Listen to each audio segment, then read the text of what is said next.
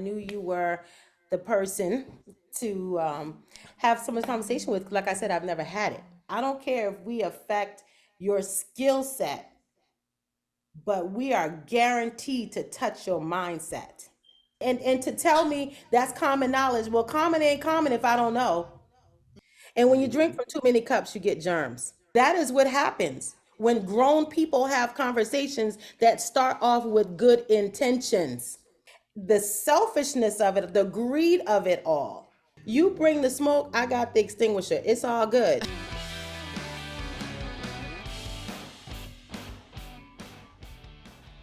Hello. Hi. And welcome back to another episode of Breakroom Banter. It is a hairstylist adjacent podcast where each week Two friends who also happen to be hairstylists break down our weeks in the break room. I'm your host, Hunter Walden. and I am your hostess, Ericka the Red. And today we have such a special guest. I have been thinking about this for so long. Yeah. So our guest today is the founder of Kolor Kulture with 2Ks and Texture versus Race. She is an educator and an industry activist. She teaches inclusion in the salon and behind the chair. And let me tell you one thing. If you have not had the opportunity to sit down with Keya in one of her classes, hands down, the best freaking class that Yeah. I've ever taken. Yeah. She just has a way of captivating like the entire room. And I learned more in that 30-minute class in a classroom at a hair show Yeah. than I have at any class that I've sat down for that's 4+ hours long. I love it.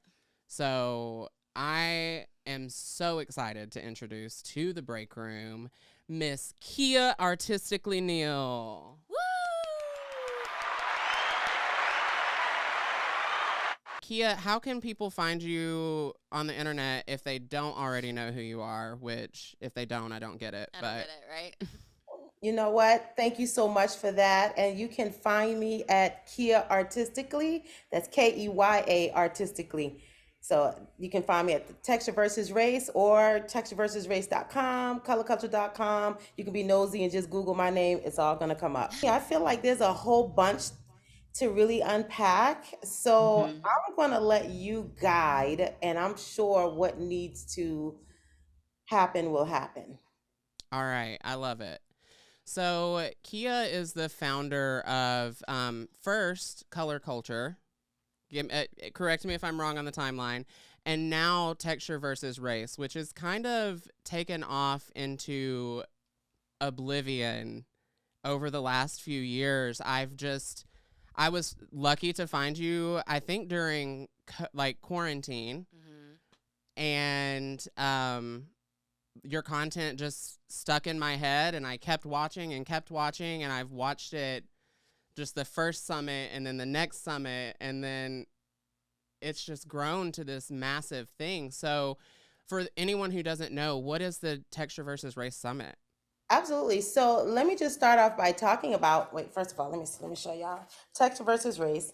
And, I'll share, first of all, how texture versus race got to be and what it is. It's a movement. Well, I lead a movement of like-minded people who want to diversify the salon. And we do that through advocating for policy, whether that's through the schools. We support with education. We provide resources, especially through like texture versus race, the summit, but we also do digital memberships, coaching. I myself am a keynote speaker. We do consulting for big beauty brands.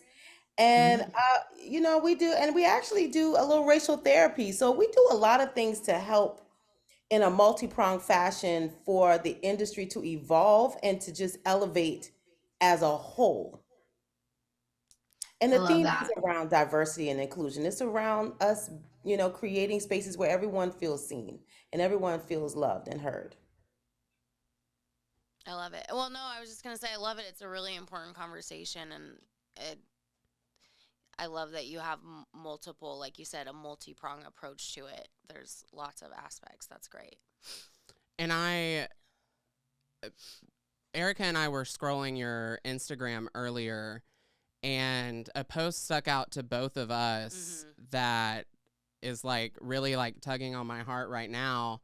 And it was at a summit where you were speaking about um, privilege and posturing your privilege and really taking a look at it and seeing that we have the option to be inclusive or not to be inclusive. And then that in itself is a privilege. Exactly. And It that's just really was sticking out to us. So very eloquently put, and it can be like maybe one of those hard truths that people don't want to swallow, or maybe don't even realize they need to. But I just really appreciated the way that you put it. It was direct and to the point and truthful and honest, and something for people to think about. And I would kind of like to start off just by like expanding on that us, for us that have the privilege. Thank y'all for even just, I mean, y'all just went straight into the deep end, didn't you? Like, we normally don't get to that part for a little minute once we've massaged the soul a little bit. But Listen, that's how we do it here. Right? Straight I'm to like, the oh, so we juice. go in there early. Okay. Yeah. Go in. Let's go. Well, see, here's the thing about privilege. Privilege is one of those things that you can't see, touch, smell, put your hands on it. It's not tangible.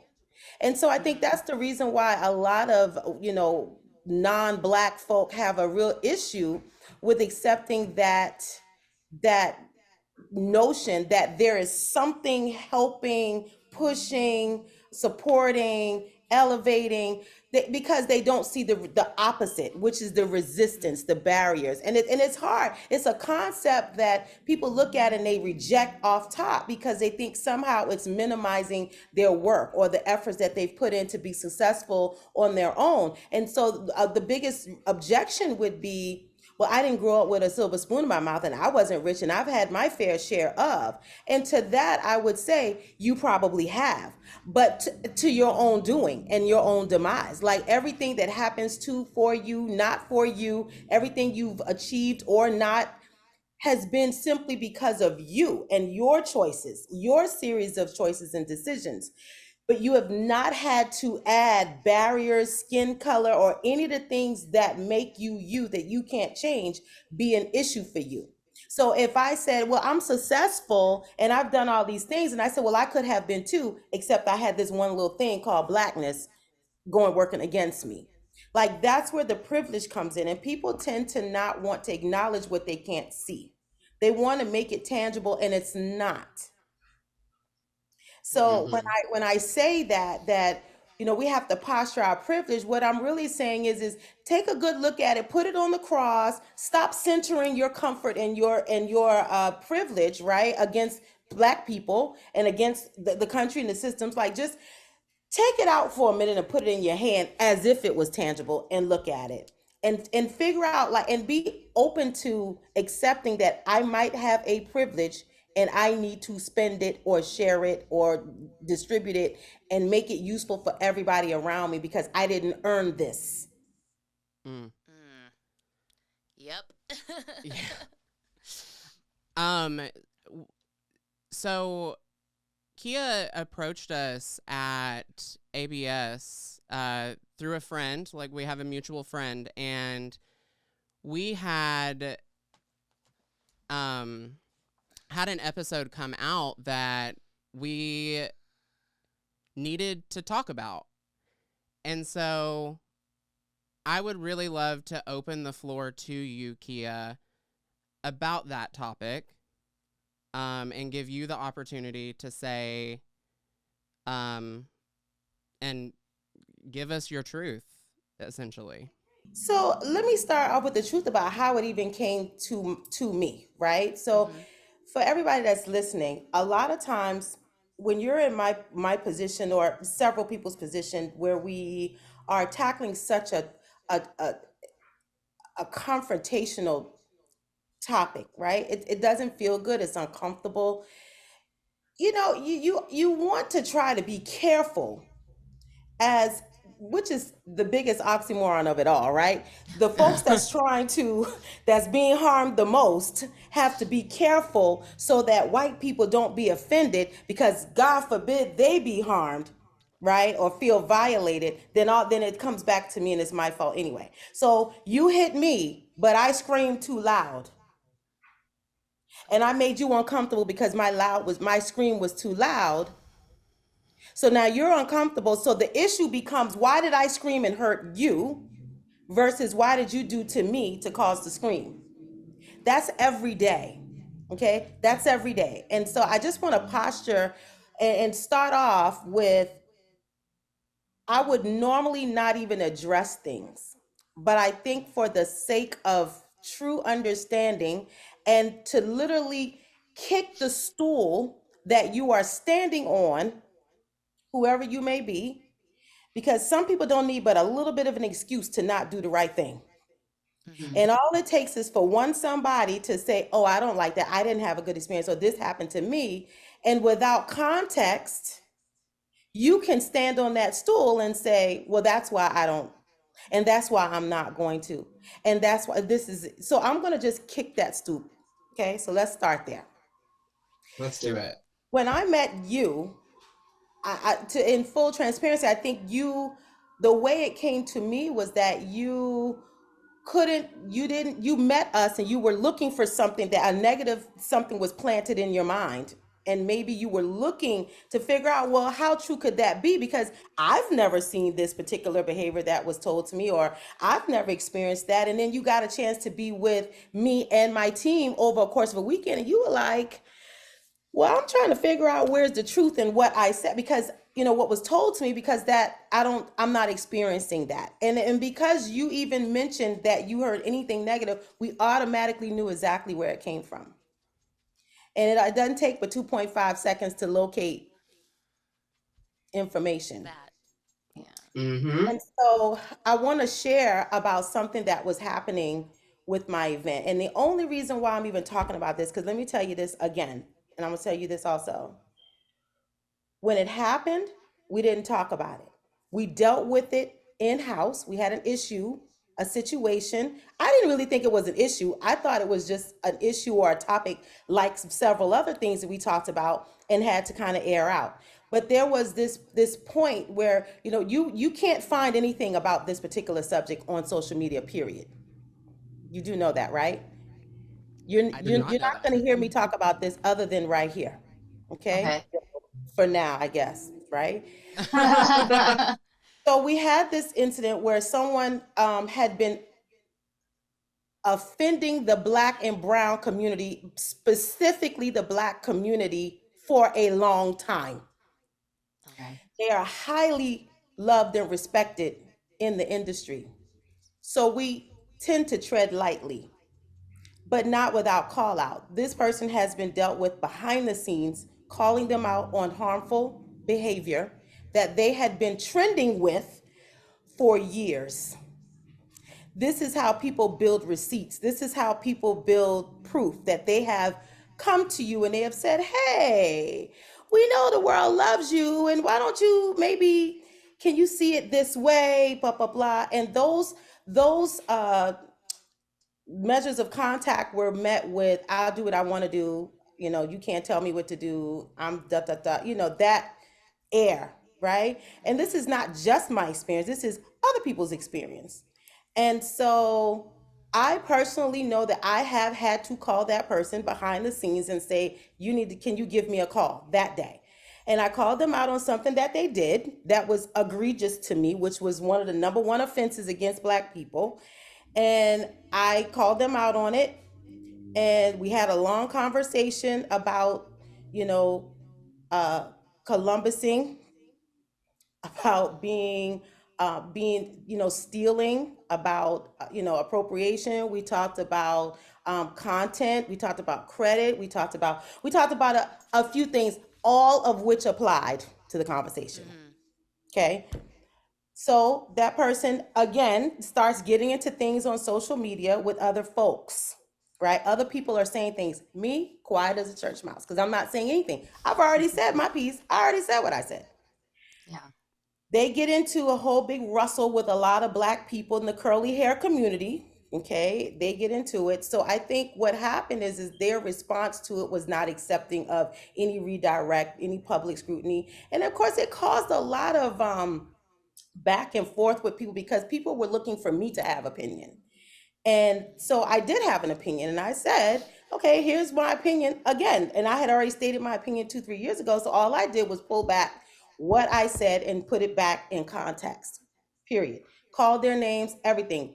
But what I did get was phone calls to go live with that person. And I felt like, no, I'm going to sit that one out because there's a lot of things happening with you that that I think are bigger than what we're seeing on social media. And I would love to have a private conversation with you, and I think you will appreciate that best than us going live. That is exactly what I said. Left it there. Did not have any more to engage in social media about it. Let it ride. Everybody else took it to the moon and back. Well, I think in a moment to redeem themselves and to complete, I feel like it was a PR tour. They came to my event. And I think what they wanted to do was to get people off their back and say, oh, well, I'm here and I'm so sorry. And, oh, I didn't know. And, all the white woman tears and all these things are happening. And I'm just looking like, first of all, this is not the place for that. We didn't ask you for that. We hadn't talked to you. We hadn't called you out. We hadn't called your name. We hadn't mentioned anything. Why are you? Let me introduce myself, and you begin Oh to take no. over in someone else's event to make it about you, which is what people do sometimes. They start centering themselves in a situation, and instead of addressing what the situation was and how harmful you were, you wanted to talk about how bad you felt about how we felt about what you did that was bad and harmful. Give me a come on. Yeah. Oh The my same. gosh. So now you make the event about you, and I say, I asked you to have the conversation Mm-hmm. privately. I asked you not to do this, right? Right? Okay. I said I didn't want to talk about it publicly. Are you willing to have a conversation now so that we all can learn and grow? It is recorded, it is Mm-hmm. documented. I, I, I, listen, okay? I asked permission to talk about it. I was Yeah. about to say you asked permission Yeah. in your first sentence. And it was recorded. And it So was there's recorded. proof. I said, so we proceeded to have a conversation where I still did not reveal all the other egregious things. I Mm-hmm. kept the conversation tight and right and to the breast of what was on the table in that moment. I didn't go back and tear down and pull up all the weeds and point out all the things that had been done prior to that. What I said was, is in this situation, this is how we could have learned from it. This is da da da da da. So it was a hot topic, and a lot of people had things to say. And in particular, a few people were offended that she would do what they did and just Yeah. try to take over the entire with the whole I'm such a victim, I'm a victim here, y'all, everybody just love me, and someone basically told them to sit down and shut up. Another white person who understands that dog whistle, Mm-hmm. that white woman tear, the call, the cry for help, the I'm trying to be a good person, I'm a good white person, and they are picking on me and they are making me feel bad.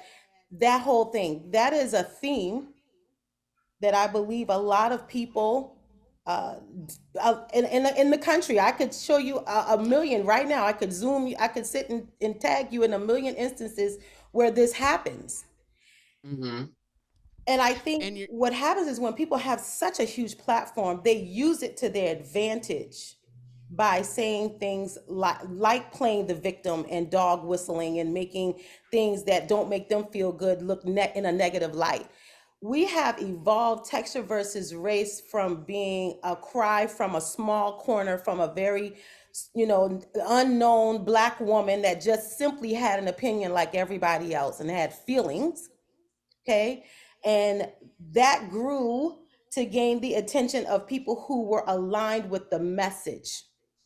I don't Mm-hmm. align with anybody that's not with the message and walks this out. Okay. So when our event has gone from being, with color culture being an all black event to now we are running about 75% non-black. Our last event was mostly white. And we are having these same hard conversations, telling these same truths, showing up in the same space the same way. And people leave either encouraged to change because they have opened themselves up to something new, another thought or idea, or a reason to consider another perspective, or they leave doubling down on the fact that they love where they are and they are who they are. And either is fine. But most people that align with me know that we're going to have hard conversations. But because this person was not aligned with me and they thought I was just a good person to attach to. So when we talk about using people, let's talk about you wanting to use black bodies to protect you. Yeah. Let's talk about you wanting black people to go live with you to constantly make you look good and to start attaching yourselves to, events and stuff like that and bringing black people up when you're constantly just basically stealing from them. Oh, So there's a Uh, lot there. But what I will say is I don't tear anybody down. But if you come at me 10 toes Yeah. down, you bring the smoke, I got the extinguisher. It's all good. I love you That's a so good I one. can much. back up what I'm saying. And this Yeah. person is they and I'm gonna leave that because I love to stick with what I'm gonna say. I don't want to put words in nobody else's mouth. Mhm. But I think that one of the reasons why people do not share the real about them because they are afraid because they're like, oh well, you might be canceled. No, I'm not gonna be canceled. What we need to cancel and stop making people who do speak the truth be afraid to speak the truth because they're afraid someone's gonna be mad and cancel them. That Like part. no, And like we should be open to hearing the truth. And if you don't like it, I've been Keya Neal all my life, child. All these other things people got going on saying and what I do, it don't make me no never mind. It really don't. mm, and I find it so interesting that the it was trying to be positioned in a certain way when the whole vision of texture versus race is inclusion. Yeah.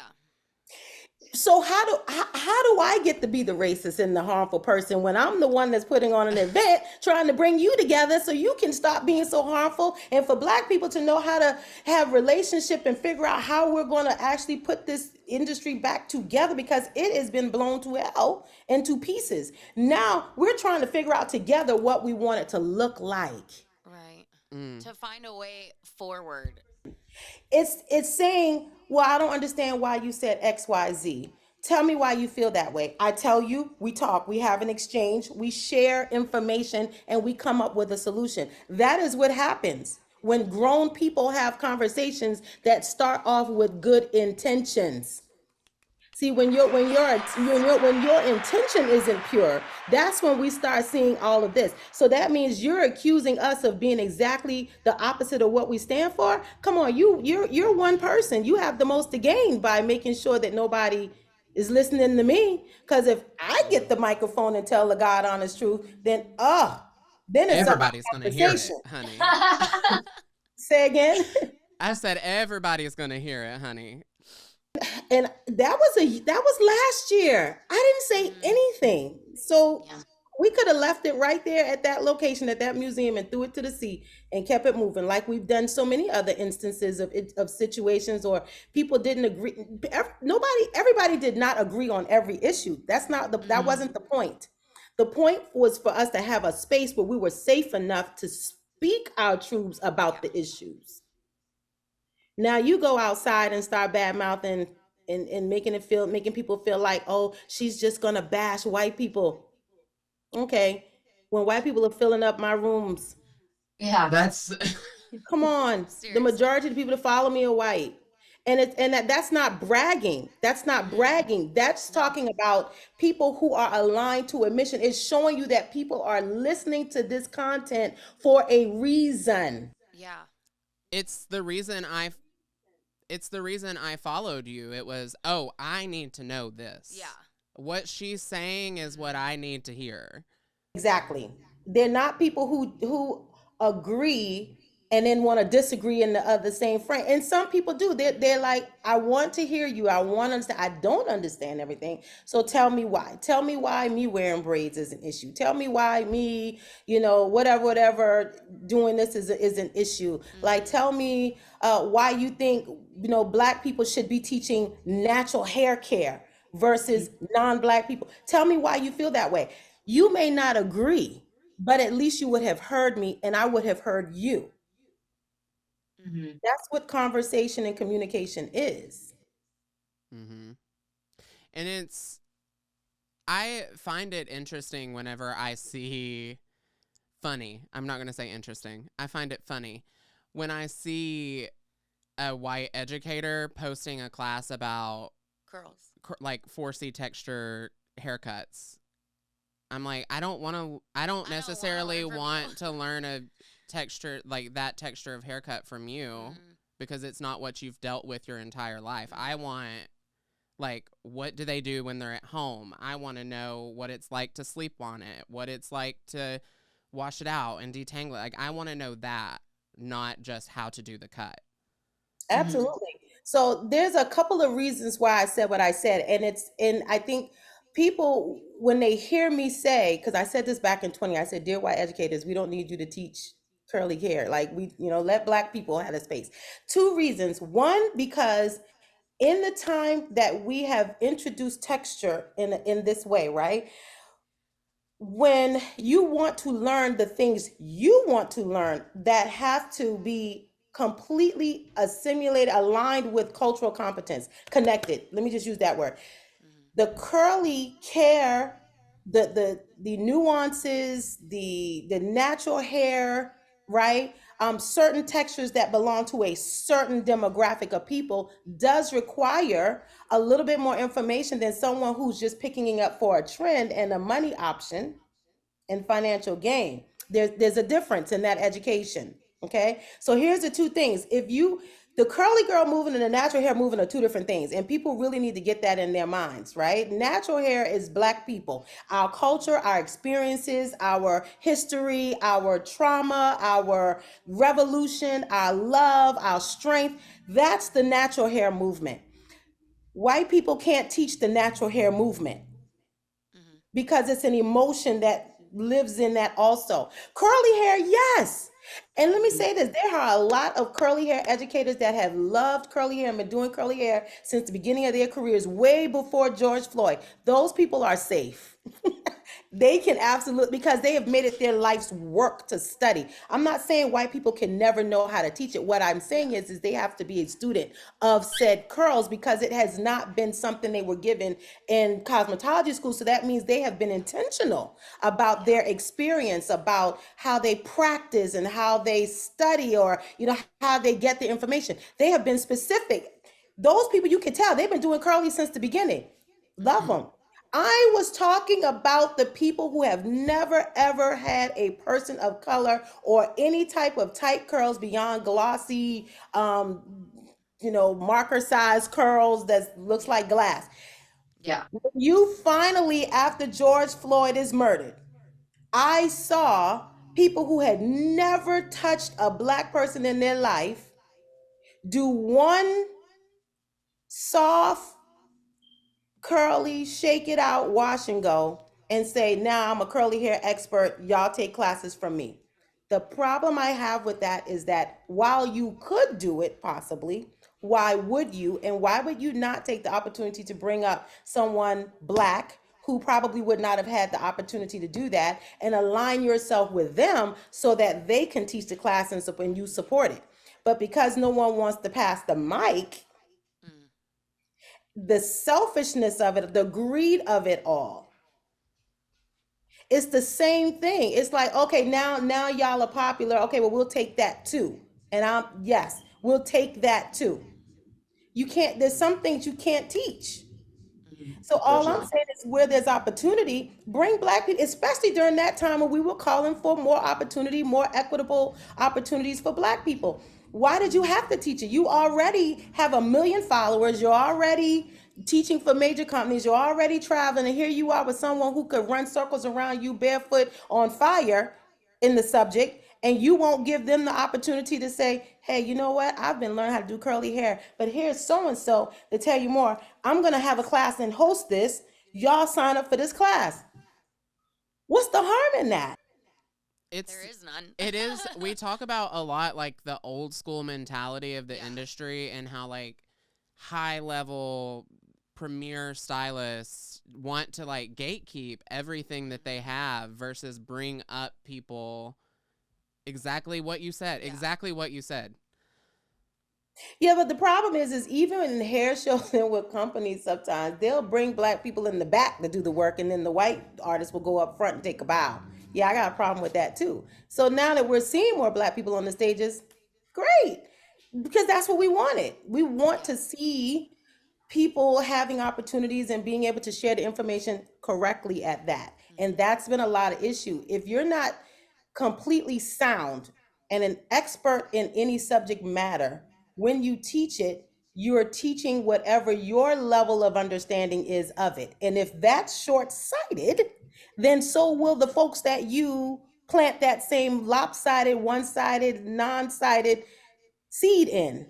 Mhm. And then they go from there hearing wrong information, and then they perform wrong services and they cause harm. And they go, but yeah, but I learned it from so and they're so and so, so they must know, they must be. Mhm. No, they must not be. It's just really about, at the end of the day, learning about what cup to drink from. And when you drink Mhm. from too many cups, you get germs. I mean, that's a All of perfect your way to say it. I know, one-liners it's great. are getting me today, Yeah. girl.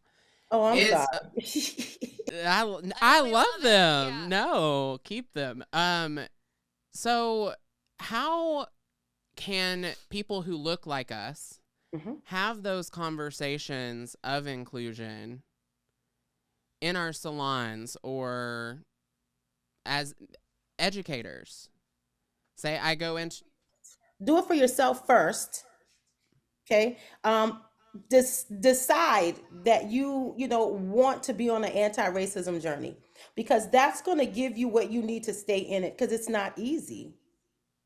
And when you want to introduce anti-racism to your salon and include, because inclusion and anti-racism go hand in hand. It's okay to just bring somebody around, but if you haven't learned how to not mistreat them, it's a Mhm. mute point. Does that make sense?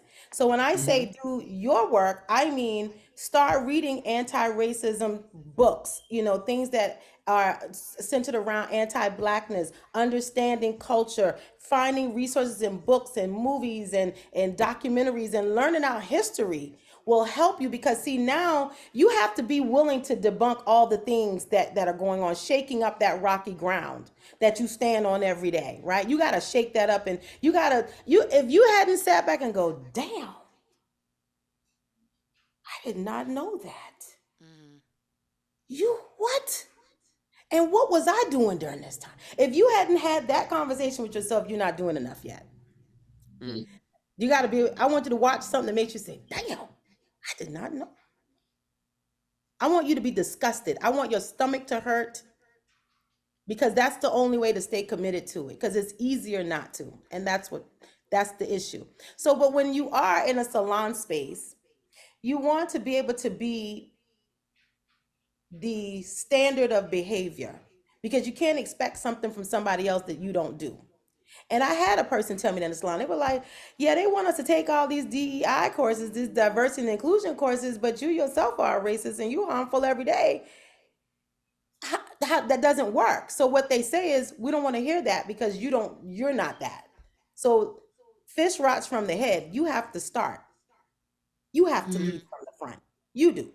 So once you become more inclusive minded, more diverse minded, then they'll see that in the way you do things, the choices that you make, the people that you're around, the conversations that you're having. And it won't look so, well, what is he doing? Is he just trying to look like he's doing something right now, trying to put the black card up? No, it Mhm. becomes a part of you. And then Yeah. you start understanding how to employ black people and how to open up and create a safer space for non-white people to come into your space, or whatever intersection Mhm. of communities. If that's Mhm. attention, you got to learn more about it so that you could learn how to not step on landmines constantly. Yeah. And it's Yeah. not easy, but it sure is worth it. So you had said that, if you want to bring these people into your spaces but you haven't learned to offend them or not to offend them when they're there, would you say that, like, as a salon as a whole, if you are trying to open up, open those doors and make sure, just start on that path, would you say that before educating on hair types and curl types and things like that, that it would be important to start with the training and the conversations around that so that you can even have space to learn the education? Because you said there's, in the natural hair movement, that it's not just technique, there's emotion and trauma and all these things behind it. So if you don't have an understanding of that first, how can you really fully execute in any way, shape, or form the hair portion of it? So that's what texture versus race does. We add that Mm-hmm. component to make sure that any staff group or brand, even we're talking about the executive space and the C-suite people. We want to know, what is your understanding of diversity? Why are you here? Why do you want this? How is this happening? And when you bring a group together, everybody has to be on board because it only takes one bad apple, right? When we think Yeah. about Starbucks had one fool do something that cost them billions of dollars because they had to shut down their entire company to do sensitivity training, race sensitivity training. One person and their bad decisions. So it's important for everybody to have buy-in. It's important for everybody to be on the journey with you as well. Once you started, hey, this is what I'm working on. Are you aligned with that? Because if they're not, then they will basically eat your seed. Every time you try to be diverse and inclusive, they're going to mess it up doing something crazy. You know what I mean? Like, everybody has to be on board. Like, the house has to be whole. You have to Mm-hmm. Mhm. consider what your culture is going to be like in your salon and set the theme and the temperature for how you all are going to operate. It's about having strategy, conflict resolution strategies. It's about laying out the expectations. It's saying, hey, and if that doesn't happen, what are the consequences we all can agree with? Mm-hmm. Mhm. And then you encourage them and book and while you're booking cutting and color classes and extension classes, make sure you do some DEI classes. and Mm-hmm. and that's not just around Black people. Man, this country's offensive, period. You can't even, Yeah. I mean, it's ridiculous. Like, I'm not even gonna go there, but I think that there's so much work that needs to be done. We need just human classes because we're out of control out here in these streets. How to be a How to be human. a human. How to I be. always say they ain't got no home training. Yeah. That's a southern saying, I guess. But we need some home Some training. home training. And while we're talking about some home training, Sorry, I was saying oh I'm no, you're Southern. good. That's why I have all these one-liners All because these that's sayings. that's Southern. Well, that makes sense. But while we're talking about diversity and inclusion classes and the TVR summit, let's talk about the upcoming TVR summit. Ooh, can I tell you that you're the first person that I'm telling that I had to reschedule TVR and pushed it back to March 17th through 19th. That gives You know, people I was more gonna say time to that gives save me their time to money. save money. Perfect. March 17th. And I have been asleep for, for 2 months. And I just feel like I've lost so much time that I really want to be able, and really the severity of my injury is going to take my focus to be on my recovery. Mm-hmm. Mhm. And Yes. I don't want to be, half-hearted, half-minded, planning something so magnificent. And I want it to Yeah. be everything that I want it to be. And in order to do that, I have to compartmentalize and posture my health and recovery journey first. So if I give myself a little bit more time, then I can still give TVR what it needs. Mm-hmm. Mhm. And because you can't drop this ball. This is too heavy. You can't drop this ball. Not this Yeah. Yeah. ball. Right. Okay, so like I said, that just gives people more time to Save save money. some I know money. exactly. Um there are payment plans available, but for people that like wanting to purchase tickets, Yeah. where can they go to find the tickets? Okay, so by the time y'all hear this, we will have updated everything on the website and probably done an official launch. Uh-huh. And so you will be able to go on at textureversusrace.com. The links are in my bio, Texture versus Race bio on Instagram. You could go straight to it. There are payment arrangements available. There are tiers that you could come in at: a general entrance, a VIP, or a diamond.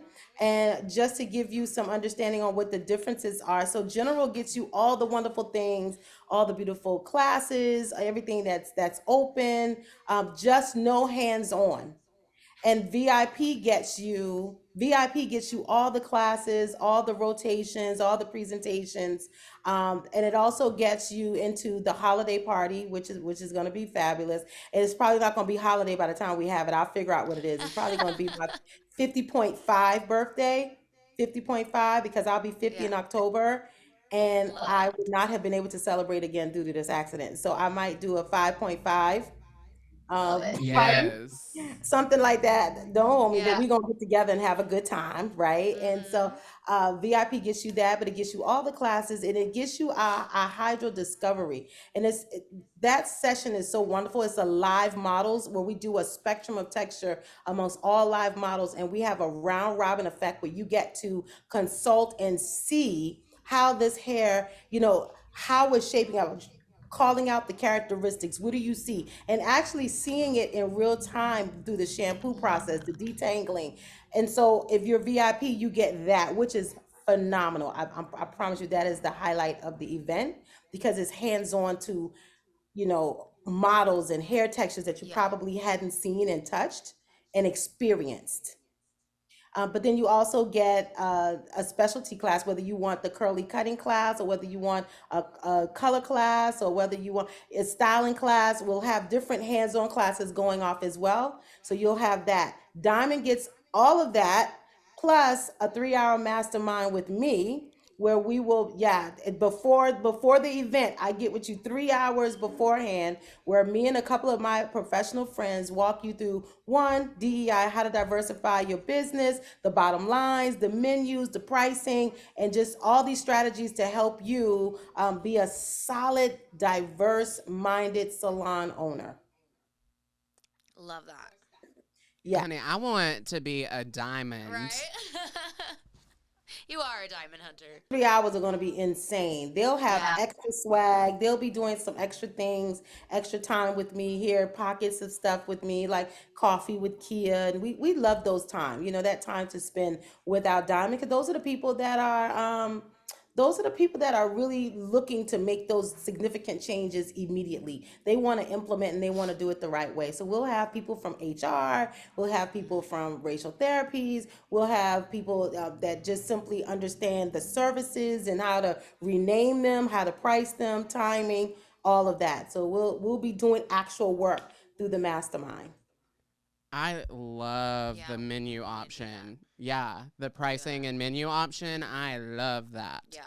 Because that was a conversation that we've We've had. actually had of like these services need to be on the menu and they need to be called this. We can't just book it under this and call Mhm. it that. It's not it doesn't work that way. Yeah. um Determine whether or not that service is going to be all encompassing, and what's the differentiator if the price changes. And there's nothing wrong with having differentiators, right? But it's what's differentiating them. You can't tell Yeah. this person, because they present a certain way, that now their price is higher because you assume, or you can't tell them their price is higher because you just don't know what you're doing, and it's just taking you that much longer. Like, there are different things that go into that, and so I want to thoroughly explain and flush that out, because I think people get so wrapped up into, but if I gotta shampoo it and detangle it and condition it and set it and take it on the dry and do this and do that, I'm thinking, yeah, but you just did a highlight, a root touch, a smudge, a tip out, a toner, a Mhm. Olaplex, a this or that, a K18. You done did all these things. You blow dried it, you cut it, you styled it, and so what's the difference? Yeah. and in the reality of the No. situation is a style or a cut on extra curly hair where you do have all those extra steps. you can still double book your schedule. You just double book your schedule while they're under the dryer, Yeah. or like, Well, I mean, I I don't. think what I took from that was that it was important that you said that what's the indicator of why it's taking longer? Is it because it actually takes longer? Is it because you're not as experienced and so it takes you longer? You know, that's not a fair thing. In how you do multiple things Yeah. and you book for processing time. You book Mm-hmm. to tone it. You know Exactly. when they're coming back to the style. It's the same thing. I think people look at it Yeah. like, oh, that's so robust. That's a lot. But I'm like, yeah, but this person just got like a 20-step process of color. And you Mm-hmm. Mm-hmm. somehow you knew how to book that and work Yep. around it. You know what I mean? It's the same Mm-hmm. thing. Yeah. I think we just have to get our minds focused on the similarities and not so much of the differences all the time. I love Yes. that. I think this is just, I'm so grateful that this is a conversation that we're having and that Yeah, let it me tell is you, like, Ericka is never this quiet. I'm not. But well, no, because I think it is like it can be scary as a stylist to be like, I want to learn more, but I don't know where to start, and I do have questions that I don't want to offend anybody with, and I don't want to look stupid because I don't know, but it is true. If you don't live that like that experience, then you don't know, and you don't know what you don't know, but if you are willing to learn what you don't know, it can be good. And I just think that like that has been it's a hard conversation like you said to have, and so maybe it's people have been waiting for you for a long time to come along and start it. But I think I'm just grateful that it's there, and I don't know if I'll be diamond, but I'm going to be at that summit. Never Well, know. You never know. Then we might have Right. something come out. We could put you up there and make you a diamond. But something you said was really, really, really great just now. And I just want to say everything that you said is absolutely what people tell me every day. Either I don't Mhm. know, I'm scared to know, I'm scared to look crazy, I don't want to offend, I don't want to do it wrong, I don't all of those Mhm. things. But here's where you can. There's an exchange for all of that, okay, to resolve all of that.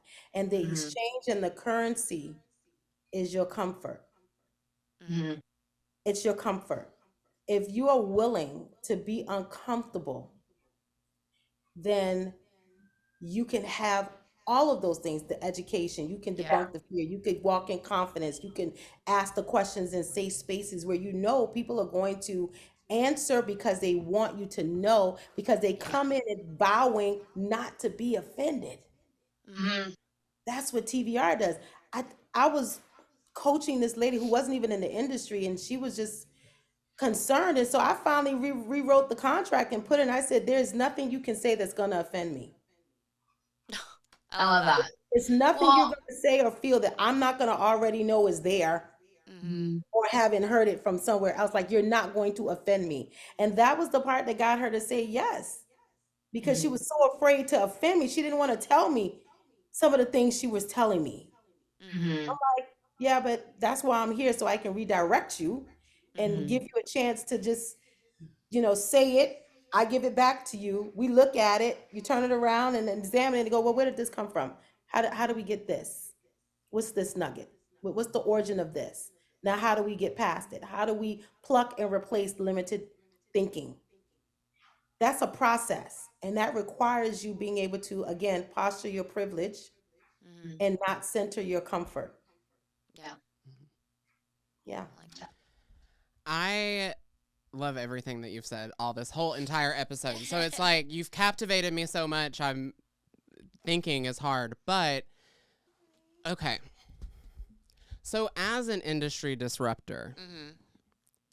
I would I'm going to make an assumption that there've been a lot of times in your career that's not easy. Beg to differ that most of them have been difficult. So this question might be a little tough for you, but we have two questions that we ask every guest. Okay. Give it to me.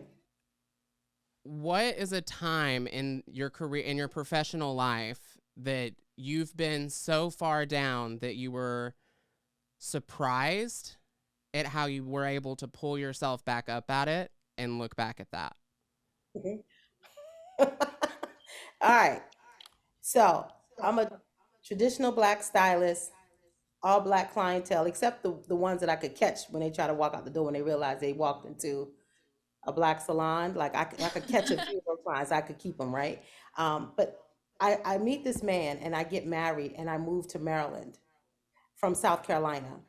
Mm. And I'm at the prime. Like I am a traveling platform artist with a black hair care company, but I'm gone 3 weekends out of the month. Like, if I get 2 weekends off back to back, so anyway, I was busy Mm. because I owned a salon as well and I had 2 children.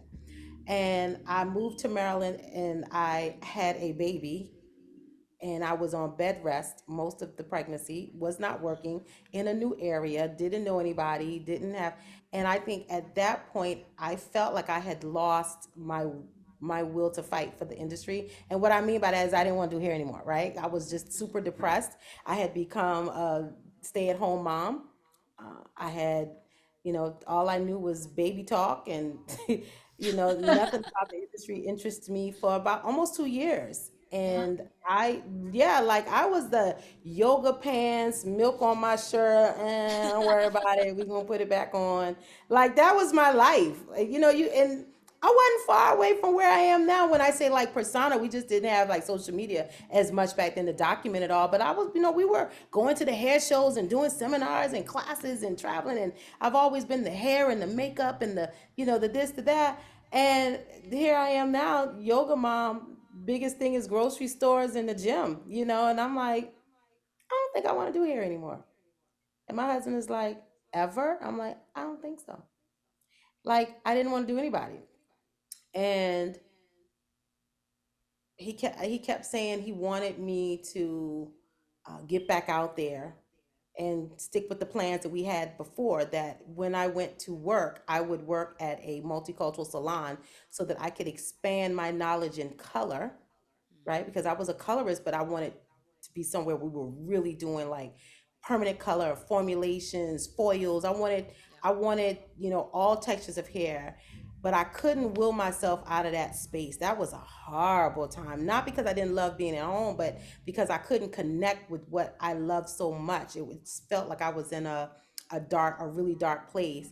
And so one day my husband and I are riding to the grocery store, my favorite place, the grocery store, and he's going the wrong way. And I'm like, well, where are we going? He says, you're going to get a job. And I'm like, today? And he's like, today, like you're going today. So I feel like he woke me up, Yeah. but only to drop me off in a salon full of white people, which then changed my entire life. Because now I'm like, well, how did I wake up in this? Like, how did I end up here? And I actually stayed there for 10 years. But I look back on it Wow. now and laugh because I'm like, I needed that. I needed to be thrown in, but I did kind of feel like I got thrown into the wolves a little bit because I wasn't expecting all that I had to go through working with a lot of freshwater white people, which were people who weren't used to being around black people either. So we were Yeah. strangers to each other and we had to figure it out. It was rough. So it's funny because I needed it and it has brought me exactly to where I am now, but Yeah. sheesh, that was tough. I bet at the time you definitely didn't know it was preparing you for this. It's so funny how that works, but that probably started to like give you the tools to learn, to change, to grow, to start this. And that's awesome. Because, yeah, I bet that was quite the change for you. Was very much a change because it was at that moment I realized I had been living a whole different reality. That was when I started saying, "Wait a minute! Like white people living different over here, like in the salon life. This Yeah. salon business is different than this salon business. The experiences are different.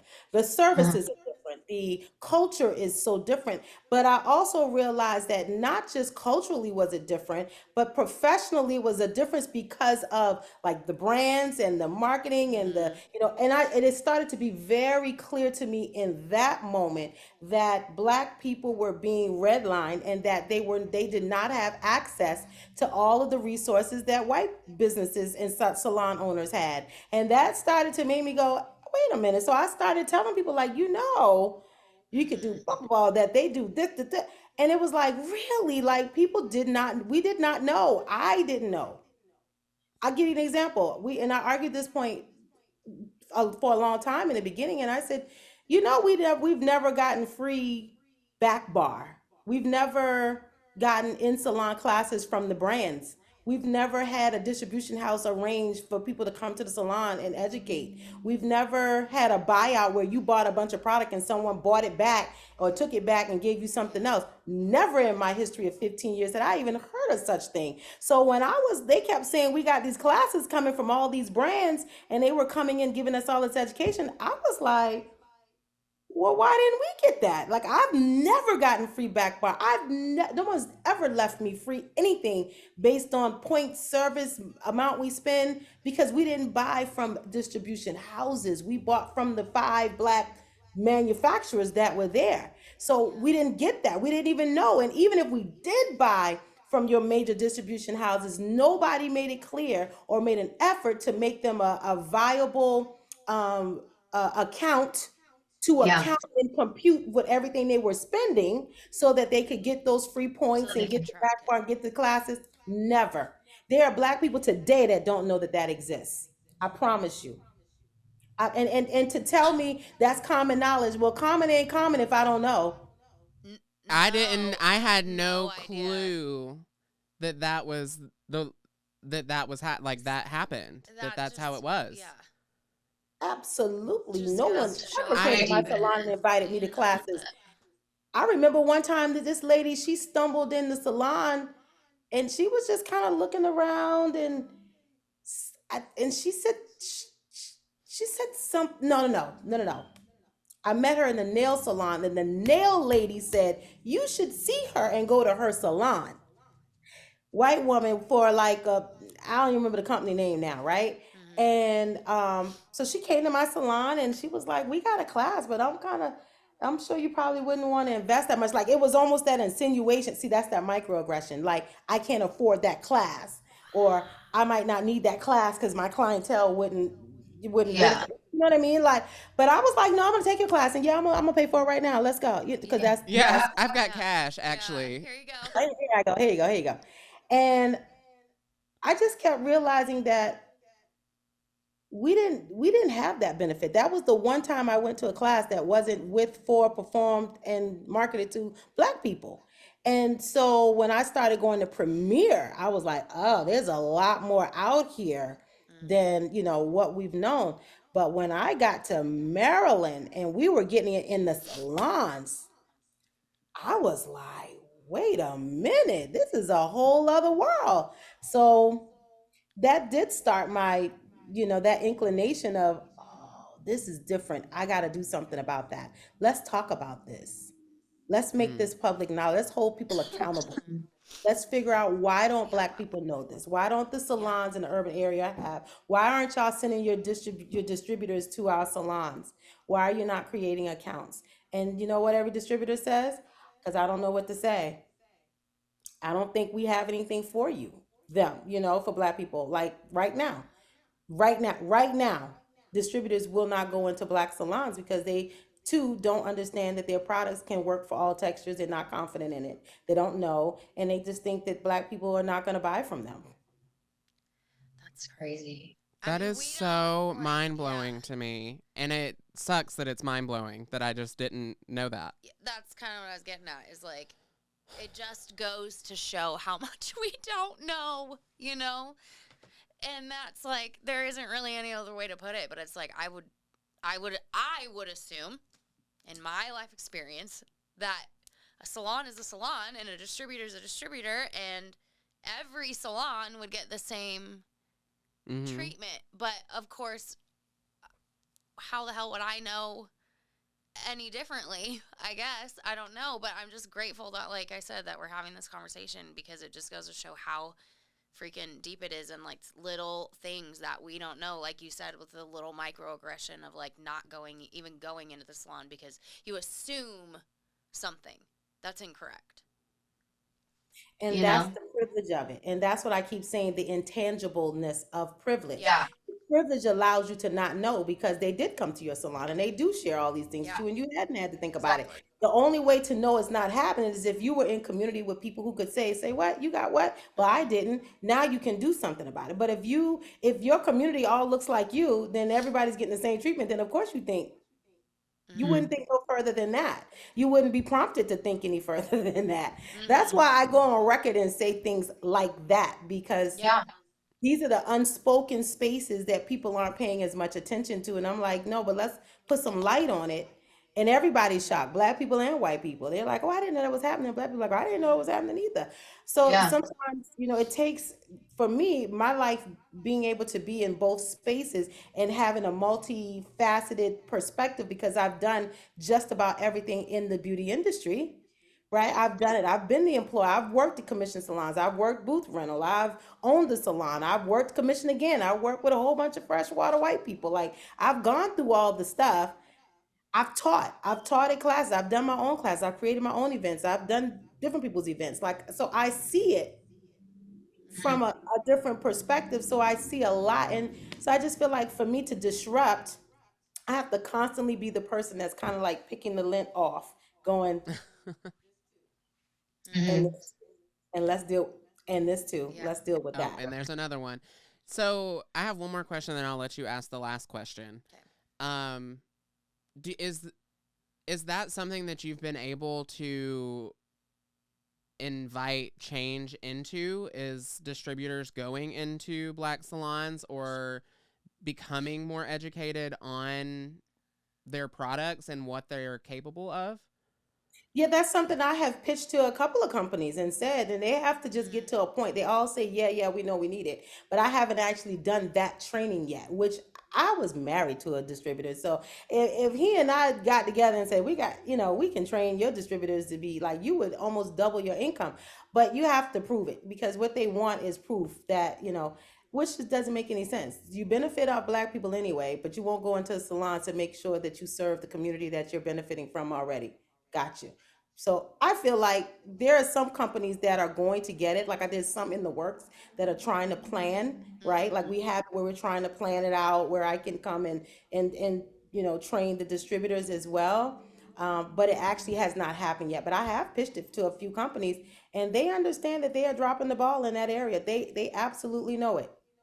It is not a secret. Mhm. Good. Yeah. Good. It's about time, right?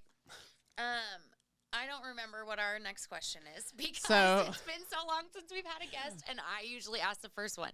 oh, okay. So the second question then is You're just a fine. counter to the first Yeah. question.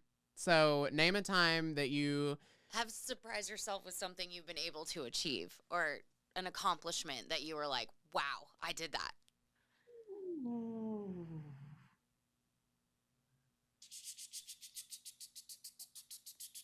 Okay,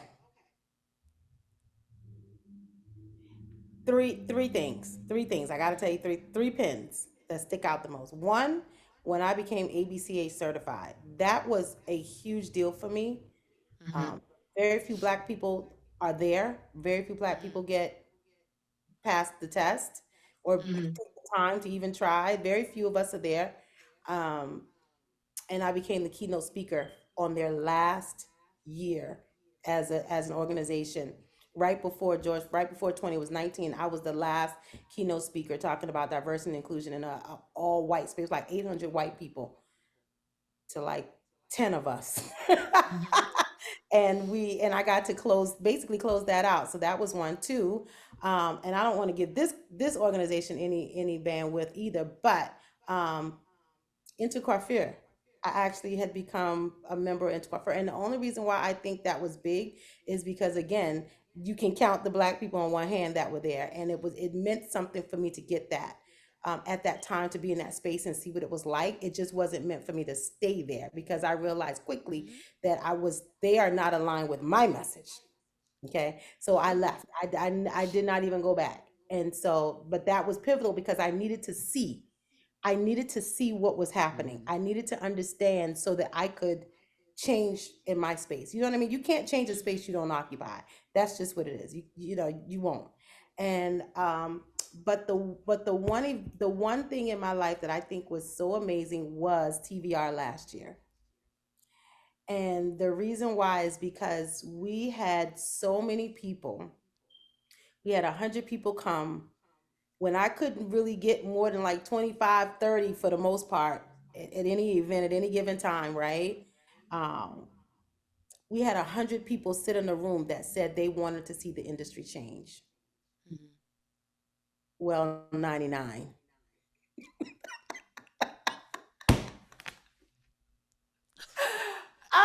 And cut.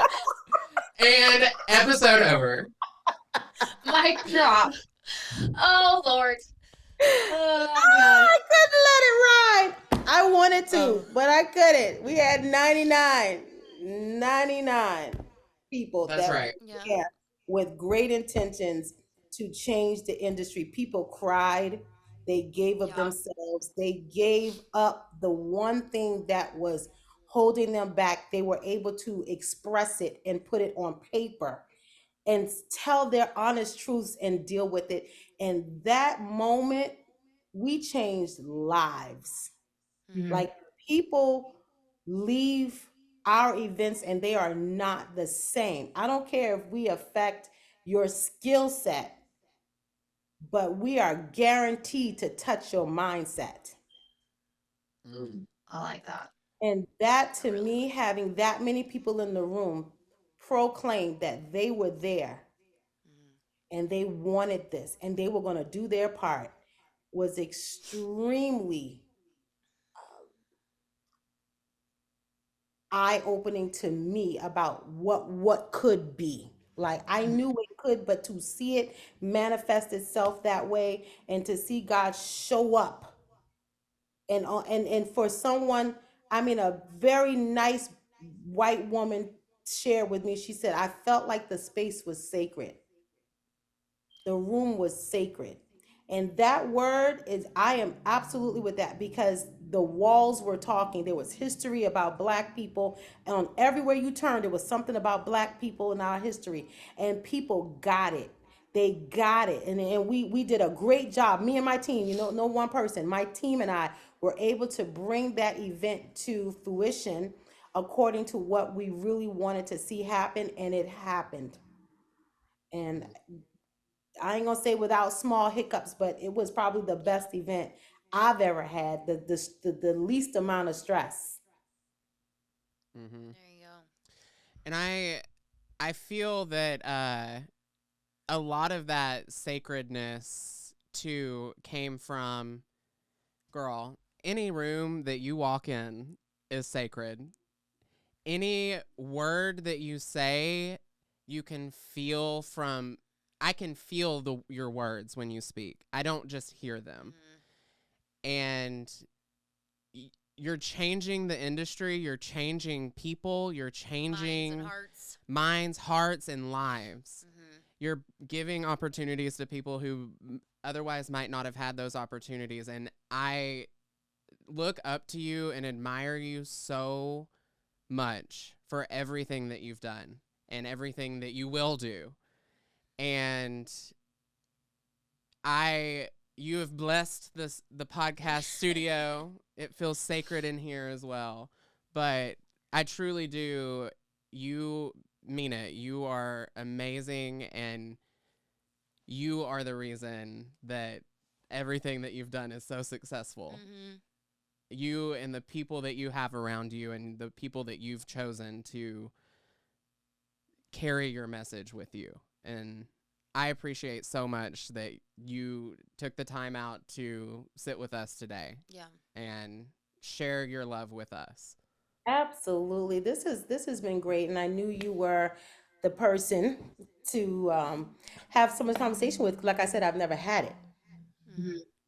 I hold to my word. When I say it's sacred and safe, it's safe. Mhm. Mm-hmm. Never said a word. And but I thank you too for not buying into something someone else said without finding out for yourself. And I appreciate you, even when you got around us, to not expect negative, because you were someone tried to plant negativity about my name and my team and how we do things.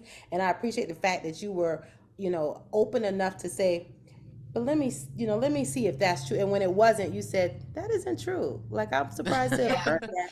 That isn't true about y'all. I've not experienced that with y'all. Like, most people Mhm. don't do that. They take the words of anybody. That's why people get paid so much to be influencers, because they have so much influence. And I appreciate you for being uninfluenced during that time, because it allowed us to be able to be here and be in this space and really talk. And I'm sure someone's listening and someone's saying, I like this. I like the fact that we can have the conversation. I like the fact that I have context, and I like the fact. And then there are going to be other people that say, "No, I don't believe her. I believe it. I just want to support X, Y, Z," and that's fine Mhm. too. I don't work to change a made up mind. I don't expend my energy there. So it's all good. Thank you for the opportunity to even be on. You and Erica have been great. I really appreciate you and your words of affirmation for me. Mhm. Oh, Thank you. yes. I just want to say also too something that has struck me. I mean, you've said it multiple times throughout this, and some of your posts on Instagram too, where you say this is a safe space. We're gonna have this conversation. It has to be safe for people to feel that they can say what they need to say from both sides, and that we don't have to walk away with the same opinion, or I don't. It doesn't. We don't have to agree. That's what you said. And that's fine. You don't have to agree, and I appreciate that you're not going to waste your time on people who don't agree and that don't have the same vision of you. I just think that that is number one, like necessary, and also just very graceful energy to have about it, because in a lot of aspects, people are just afraid to have conversations anymore, and they try to, when they do have those conversations, make you think this is my opinion and this is why I'm right. Like you said, listening to reply and not listening to actually digest what you're saying. Um, That's why you got two ears and one mouth. right? So I just think I'm grateful for that, and that's exactly what we need. So So, You said thank you for that. Thank you for that, Erica. I do try to do that. Now on social media, it used to be social. So, it's yeah. the spaces that I create in person, or even if it's coaching.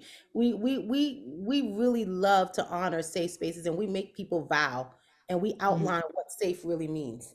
Mhm. Everybody in the room, and you have to say that's what you're going to do, because if that's not what happens, then you will be held accountable for that.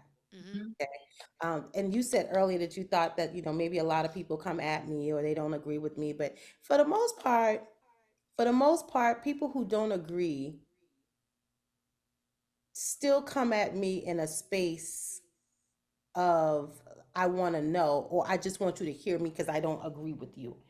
And it's okay. I hardly get a lot of ignorance. Every now and then, when something looks like it's kind of mini viral a little bit, like when I start getting people that comment that don't follow me, I know they Mhm. don't follow me, because the way that they comment, the things that they say are very they don't even make no sense. They don't even match the energy that I'm putting out, because they don't Yeah. know me. So I don't spend a lot of time there, but I really don't get a lot of super, super aggression, because I think that because Instagram doesn't allow me to be viral, doesn't allow me to, they only show it to the people who absolutely are aligned with what I said, not totally agree, but they're there because they want my content. And so it's been fine. Now, see, if a whole bunch of negativity starts flocking to me in a minute, I'm gonna be like, see, you called that. You're not gonna come back to us Right. ever. That podcast is bad juju. Conversations. I love people to challenge a thought and let's figure it out. I love that. Yeah. Yes, love it. All right. Well, if you want to follow us on our social media journeys, I am at Herrick's Hunter on all the things.